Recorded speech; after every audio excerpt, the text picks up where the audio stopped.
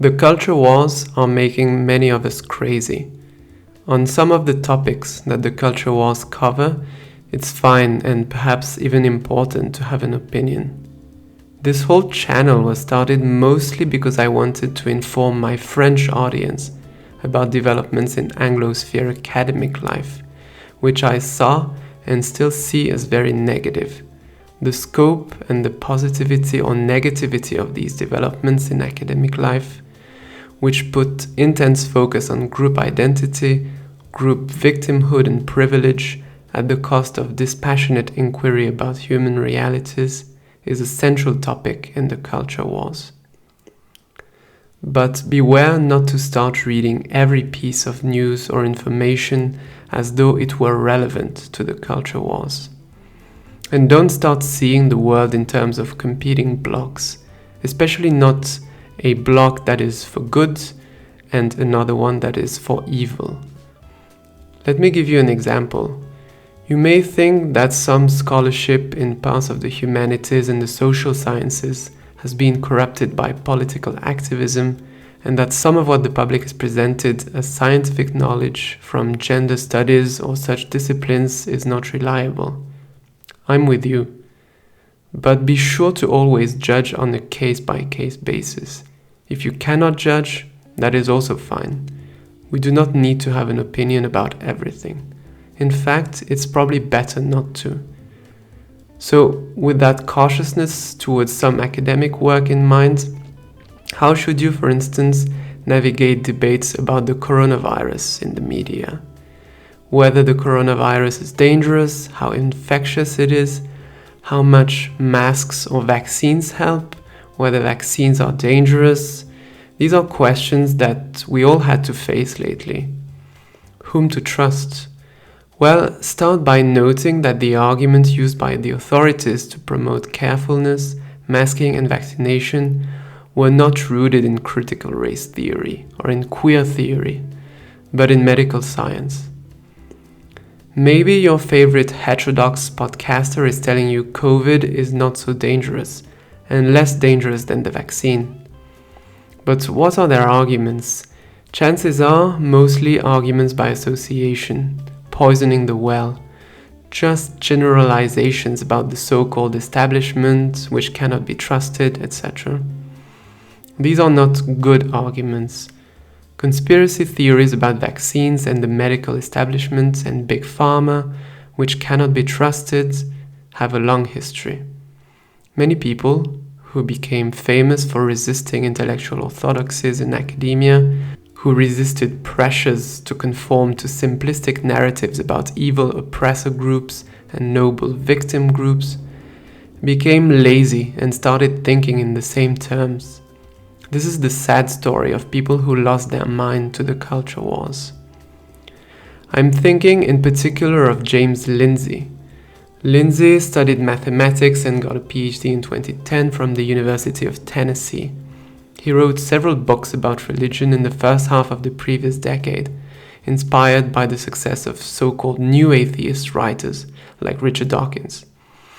Lindsay was one of the first guests on our podcast after it was revealed that he, together with Peter Boghossian, another intellectual very critical of religion, had managed to publish a hoax paper about the so-called conceptual penis in a humanities journal. The meaning of the hoax and what it proved was disputed. Lindsay and Boghossian wanted to attract attention to what they saw as shoddy standards of scholarship in some corners of the academic humanities, especially in gender studies. The conceptual penis hoax was not very spectacular because Lindsay and Boghossian's manuscript was rejected by the academic journal to which it was initially sent and then published in a less prestigious journal, which many saw as a probable vanity journal, in which academics are essentially guaranteed to have their work published if they pay a publication fee. So they banded together with Helen Pluckrose, who had studied literature at university and had been confronted with exactly the sort of shoddy scholarship which Lindsay and Boghossian were trying to denounce. And together they wrote and submitted 20 bogus manuscripts to various humanities journals and managed to get 7 accepted. Such was the scope of their project that German political scientist Yascha Mounk called it a SoCal squared hoax, in reference to Alan Sokal's famous hoax in the 1990s. Before anyone, let alone myself, knew about the SoCal Squared project, we had interviewed Helen Pluckrose about her work on shoddy, activism-driven scholarship in the humanities.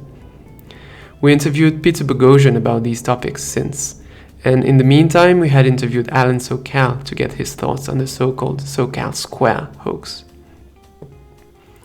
In the past few years, James Lindsay has, well, let's say, become a less trustworthy intellectual. He became paranoid about wokeness, seeing its most extreme tendencies and its most arcane intellectual roots everywhere.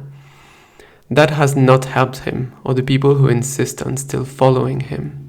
Lindsay has been spreading conspiracy theories about the coronavirus pandemic, about the 2020 American presidential election, and so on. He has been a ruthless crusader against some types of sex education in schools, when he suspects that there is a woke agenda in the curriculum, going so far as to routinely calling educators groomers.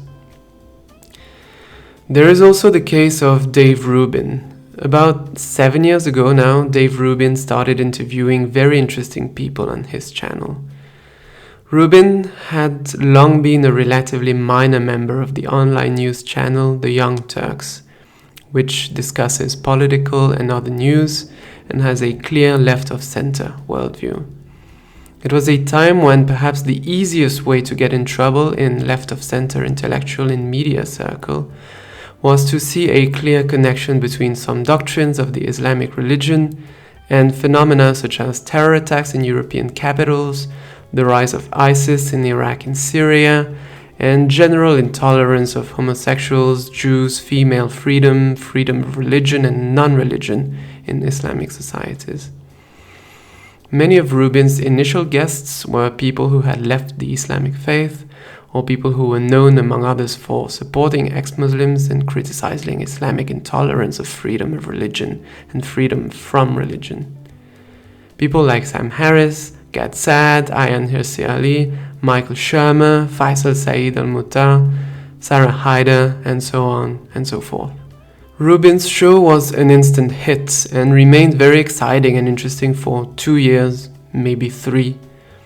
Rubin, especially through his guests, was challenging orthodoxies that prevailed in the spaces where he had had his life and his career before. He became a pariah for the left and a new darling of the so-called intellectual dark web. He also became a darling of the right, and all the hate he got from the left and all the love he got from the right slowly but surely made him a staunch defender of everything right-wing and a staunch critic of everything left-wing. He became a mirror image of what he was accusing around 2015 his former friends at the Young Turks of having been: a stiff ideologue. I haven't been listening to Rubin's channel since at least 4 years now, but for a glorious 2 years, maybe, his channel was a great hub to hear people from all walks of life and all political persuasions talk informally and sincerely to a friendly interviewer. 2016, Dave Rubin was an inspiration for my idea to launch this podcast. I'm also thinking of Jordan Peterson, Brett Weinstein and his brother Eric, and so many others. Many people who became thoroughly unreliable, who became boring partisans who never surprise you or challenge their friends. Let them be a negative model of people who started out great before losing their sanity to the culture wars.